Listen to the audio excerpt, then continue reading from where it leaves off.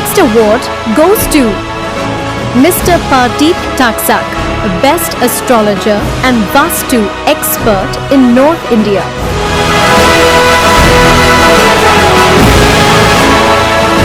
नमस्कार, आप देख रहे हैं AP100 टीवी लाइव। जीवन को सफल कैसे बनाएं?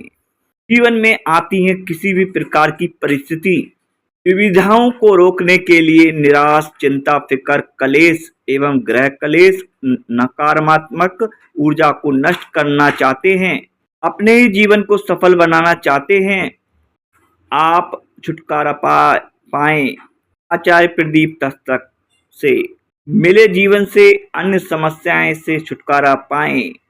अभी कॉल करें 8571838146, नंबर 136, बल्ड स्टील, सेक्टर 79, फरीदाबाद। स्वागत है आचार्य प्रदीप तक्षक जी, स्वागत है आपका चैनल में। जय श्री राम जी, क्या कहना चाहेंगे आप विगत 14 सालों से जो समाज और देश और सभी लोगों की सेवा में तत्पर हैं, उसके लिए क्या कहना चाहेंगे? हमने बताया भी कि किस प्रकार जो है आप लोगों को सेवाएं दे रहे हैं, उसका थोड़ा सा बताएंगे। देखिए, मैं आचार्य प्रदीप तक्षक जी, मैं पिछले 14 सालों से एस्ट्रोलॉजी वास्तु की फील्ड में मैं काम कर रहा हूँ।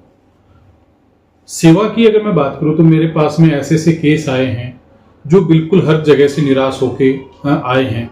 चाहे किसी का बच्चा नहीं हो रहा है या किसी की फैमिली अच्छे तरीके से नहीं चल रही है, घर में परेशानियां हैं, तो उनके ऊपर जब हम काम करते हैं तो जब उनकी तरफ से हमें एक अच्छा मैसेज मिलता है कि हम जो आपने काम किया, जिस प्रकार की हमारे घर में दिक्कत थी वो परेशानियां खत्म हो गई हैं, तो एक दिल को सुकून मिलता है। और वो चीजें फिर अपने आप में कहीं ना कहीं हमें परमात्मा का शुक्रिया अदा करने का मौका देती हैं कि उसकी वजह से ये सब हम कर पाए हैं। जी, तो उसका सर क्या प्रूफ है कि आपने कितने लोगों के जीवन को जो है देखिए, वैसे तो इन चीजों का कोई प्रूफ नहीं होता है जी। मैं एक्चुअली मेरे पास में जितने भी क्लाइंट आए हैं जी, मैं उनका डाटा मेंटेन करता हूँ तो प्रॉपर तरीके से।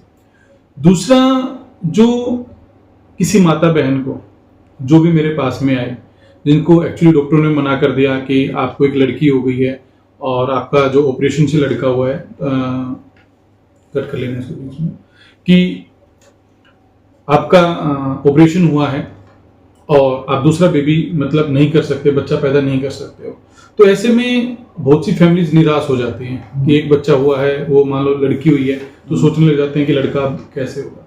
तो मेरे पास में से बहुत से केस आए हैं जिन्होंने डॉक्टर ने मना कर दिया कि या तो आप बिल्कुल ही बच्चे पैदा नहीं कर सकते हो या आप दोबारा प्रेग्नेंट नहीं हो सकते हो। तो उस स्थिति में मैंने करीबन 800 से लेकर 1000 लोगों का मेरे पास में डाटा है। मैंने उनको 101% ट्रीटमेंट दिया है और वो आज खुश हैं। और उसी की एवज में मुझे कलकत्ता में वास्तु का सबसे बड़ा सेमिनार था एशिया का, उसमें मेरे को एक अवार्ड भी मिला है, एक मोमेंटो मेरे को दिया गया है कि आपने मेडिकल की लाइन में इतना अच्छा काम किया है।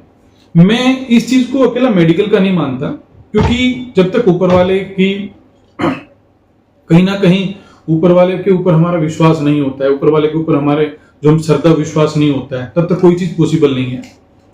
मैं इस चीज को वास्तु के कुंडली और मेडिकली में तीनों 4 चीज मिला के मैं काम करता हूं, तब जाके चीज मेरे को जो है सफलता मिली है। और मैं लोगों को, ये माताओं बहनों को मैं सुख दे पाया हूं कि जो मैं अपनी तरफ से कर पाया। और बस आप जो चीजें हैं आपके सामने हैं। आचार्य प्रदीप तक्षक जी, एक महत्वपूर्ण सवाल है जो समाज में कहीं ना कहीं हर व्यक्ति उससे जूझ रहा है। या तो हर व्यक्ति इसी सुख की, समृद्धि और सफलता की तलाश में है, क्योंकि उसको 100% कहीं ना कहीं उसको जो है जरूरत पड़ती है। तो आपने बताया कि हर क्षेत्र में या नेगेटिव एनर्जी हो या किसी तरह का कोई भी, किसी परिवार में किसी भी तरह की कोई दिक्कत हो, तो उसको जो है ओरा स्कैनिंग द्वारा, एनर्जी स्कैनिंग द्वारा, टैरोट कार्ड रीडिंग द्वारा, वास्तु द्वारा किस प्रकार आप कंट्रोल करते हैं, या और कौन कौन से जो आपको जो दिक्कत वाले लोग हैं वो आपसे मिल सकते हैं? देखिए, जब हम बात करते हैं कि हर कोई इस संसार में दुखी है, क्योंकि कोई ज्यादा पैसा है तो दुखी है, किसी के पास पैसा नहीं है तो दुखी है, यानी कि संसार में हर कोई दुखी है। तो जब इंसान हर तरफ से घिर जाता है कि चारों तरफ के रास्ते जो है बंद हो जाते हैं, तब हम लास्ट में हमारी होप बचती है परमात्मा। आप चाहे कुंडली की बात करें, चाहे वास्तु की बात करें, टैरो कार्ड रीडिंग की बात करें, न्यूमरोलॉजी की बात करें, ये सारी चीजें किससे जुड़ी हैं? एनर्जी से जुड़ी हैं। और एनर्जी को हम किसका रूप देते हैं? परमात्मा को रूप देते हैं जी। तो जब हम बात कर रहे हैं कि परमात्मा से जुड़ी हुई है, तो जो मैं काम करता हूँ एनर्जी के ऊपर। यानी कि मैं एक डायग्राम बना के चलता हूँ कि मुझे उसके घर का वास्तु भी करना है, उसकी कुंडली में तो कोई दिक्कत नहीं है, कहीं उसका वास्तु खराब नहीं है, कहीं उसका मोबाइल नंबर है जो गलत नहीं दे रहा है, कहीं उसके ऊपर किसी ने कोई कराया धराया तो नहीं है, या कहीं उसके घर में पितर दोष तो नहीं है। और फिर मैं सारी चीजों का एक कैलकुलेशन निकाल के, एक रिजल्ट निकाल के फिर मैं उसका काम करता हूं और मैं 101% उसको रिजल्ट देता हूं। जी।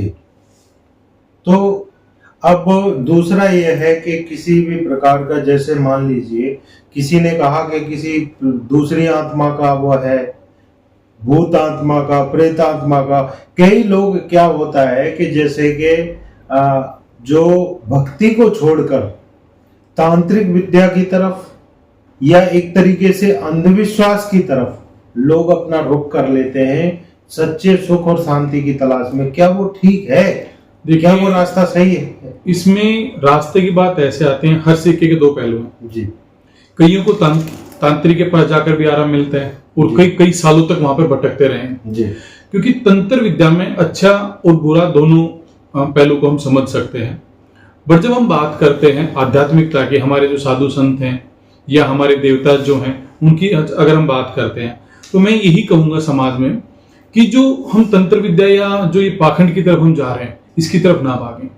क्योंकि अगर किसी ने आपको कह दिया कि आपके घर पे कराया धराया है, या आपके घर पे ब्लैक मैजिक हुआ है, या आपके घर पे भूत है, या पितर दोष है, या आपका मंगल खराब है, तो आपको इसको सिद्ध जो करने की बात आती है, क्या कोई पर्सन इसको सिद्ध कर सकता है? क्योंकि जो चीजें काम करती हैं वो काम करती है एनर्जी। वो भूत के रूप में भी आप ले सकते हो इस एनर्जी को, मंगल दोष के रूप में भी ले सकते हो आप, उसमें किसी देवता के उसमें, या कराए धराए के उसमें भी आप उसको ले सकते हो। क्योंकि जब प्लैनेट्स की, यानी जब हम बात करते हैं ग्रह की कुंडली की बात करते हैं, कुंडली में 9 के 9 प्लैनेट्स होते हैं, वो हमारी जीवन पे बहुत प्रभाव डालते हैं। तो कैसे डालते हो? क्या हमारे आके हमारे पास टकरा रहे हैं हमसे, या वो जैसे दिन में सूरज होता है, रात में चंद्रमा होता है, ऐसे वो गायब रहते हैं? ऐसा नहीं है। उनसे जो निकलने वाली जो फ्रीक्वेंसी है, जो प्लैनेट से फ्रीक्वेंसी निकलती है, क्योंकि पृथ्वी है या कोई भी अदर प्लैनेट है, वो सारे काम करते हैं फ्रीक्वेंसी के ऊपर। और हमारी बॉडी भी एक फ्रीक्वेंसी का एक जरिया है। उस फ्रीक्वेंसी के जरिए हम चल रहे हैं, वो ऊर्जा जो काम कर रही है, जो उस फ्रीक्वेंसी को हम लेके चलते हैं, तो उसको मापना कि वो भूत है, प्रेत है, वो किस रूप में आई हुई है, तो उसको चेक करना ही हमारा सबसे बड़ा काम है। अगर हमने उस एनर्जी को जान लिया, तो हमने अपने घर में, चाहे वो भूत है या वास्तु की प्रॉब्लम है, क्योंकि वास्तु भी क्या क्रिएट करता है? एक एनर्जी क्रिएट करता है। प्लैनेट से वो भी क्या क्रिएट करते हैं? एक एनर्जी क्रिएट करते हैं। या आप कोई चांदी पहनते हो, सोना पहनते हो, वो भी क्या करता है? एक एनर्जी क्रिएट करता है। आप कपड़े पहनते हो, उनसे भी एनर्जी क्रिएट होती है।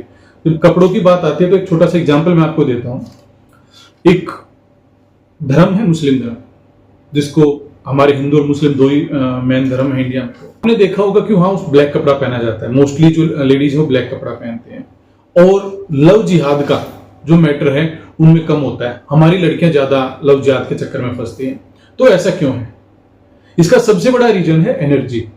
क्योंकि जब उसका पूरा शरीर उस ब्लैक कपड़े से ढका हुआ है, उसकी एनर्जी, क्योंकि ब्लैक कलर क्या करता है? एनर्जी को सिर्फ ऑब्जर्व करता है, रिफ्लेक्ट नहीं करता है।